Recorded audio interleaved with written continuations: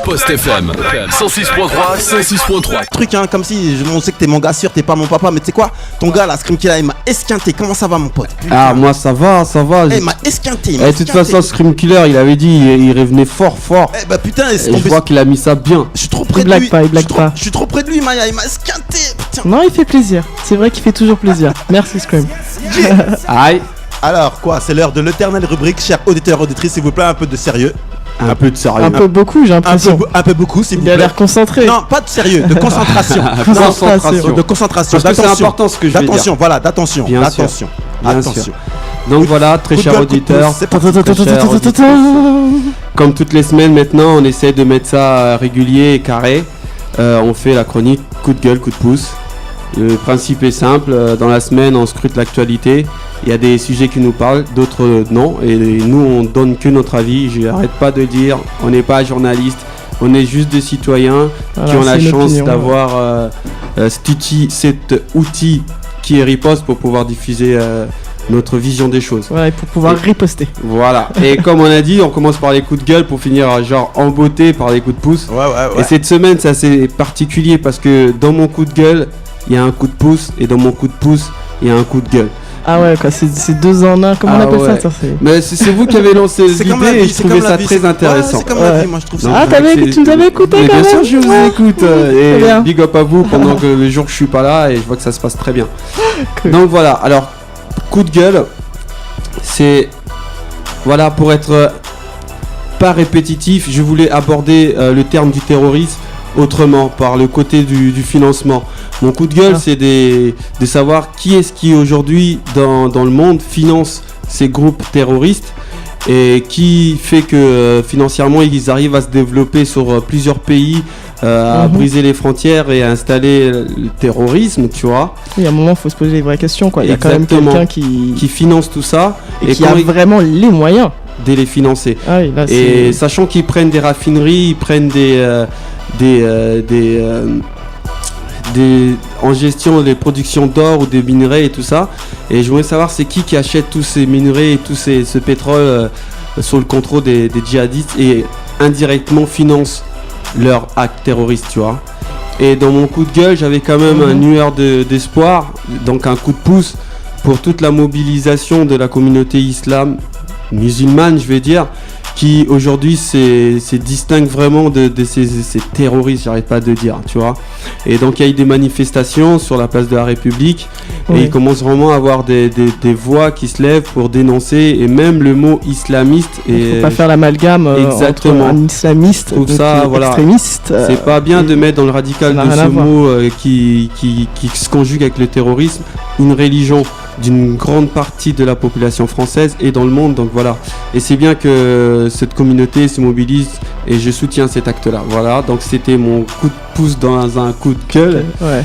Et puis mon coup de gueule de la semaine, c'est coup de pouce, pardon, merci Maya. Coup de pouce de la semaine, c'est pour tous ces bénévoles qui combattent l'Ebola, tu vois, en Afrique de l'Ouest.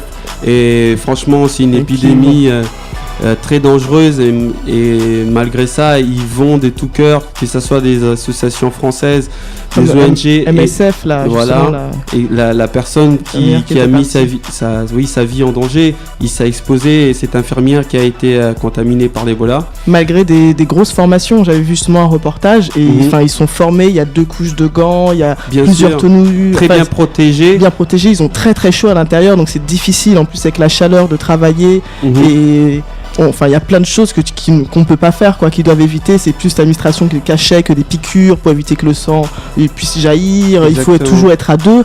Donc ils fonctionnent par binôme, ils entrent à 2, etc. Donc, l'un doit surveiller l'autre. Dès qu'il y en a un qui est fatigué, il doit tout de suite sortir. Faut pas essayer de. Donc c'est vraiment des conditions déjà compliquées. Et il y a des volontaires et il y a des gens qui y vont, il y a des gens qui ont plus que du cœur et c'est bien, il faut qu'il y en ait de plus en plus, quoi. Et vraiment encore plus d'admiration, sachant quand ils partent dans ce genre de conflit contre cette épidémie, ils savent très bien qu'ils sont démunis vu l'ampleur de la propagation de l'épidémie, mais ils y vont quand même. Et je veux aussi souligner tous les locaux, parce qu'il y a plein de gens qui ont guéri d'Ebola et donc ils sont immunisés contre l'Ebola et qui sont beaucoup investis dans le bénévolat pour essayer de contenir l'épidémie, tu vois. Et moi, mon coup de gueule dans ce coup de pouce, c'est c'est vraiment abusé, quoi. De voir qu'aujourd'hui, on préfère sacrifier des villages entiers, les exposer vis-à-vis le virus et dire qu'on va contenir le virus au lieu de le combattre. En sachant que quand l'infirmière, grâce à la médecine française, a plus de chances de s'en sortir que la majorité des gens, je trouve ça dommage. Même si c'est des traitements expérimentaux, je pense qu'on pourrait faire l'expérience à une échelle où on peut combattre et pas dire que cette zone-là, il y a eu des gens malades morts. Donc on va dire que 200 personnes sont sacrifiées au prime de la population, et je trouve qu'on peut pas sacrifier une vie, et le peu de connaissances qu'on a sur les traitements actuels doit vraiment être diffusé. Donc coup de gueule, pourquoi ça s'est pas diffusé, pourquoi on n'essaye pas sur une échelle un peu plus grande que sur les expatriés européens, américains ou français, tu vois. Donc voilà, c'était coup de gueule, coup de pouce, coup de pouce, coup de gueule, je sais plus, mais on sait plus, mais en tout cas c'était fort hein, cette semaine là, Amiral. No contest. Merci la famille, merci. No contest. Ça fait réfléchir. C'est sûr. Bah voilà, on a donné l'heure du temps actuellement, tu vois ce que je veux dire, on en est là. Malheureusement, ou ça se passe comme ça. J'espère qu'il y aura des jours meilleurs quand même. C'est sûr, c'est sûr. Moi, je pense qu'il y en aura. Donc voilà. Donc on dit quoi? On enchaîne ou c'est comment? Ah ouais, on veut du hype. On enchaîne ça. Escrime.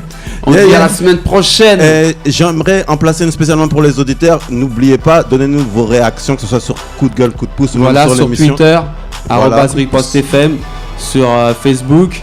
Instagram, Riposte FM, YouTube, voilà. tu peux mater les vidéos des coups de pouce, coups de gueule. Exactement. Riposte FM. On essaye de se mettre pro avec toute l'équipe et mettre ça au top. On est connecté, tu check ça quoi. Sur le net.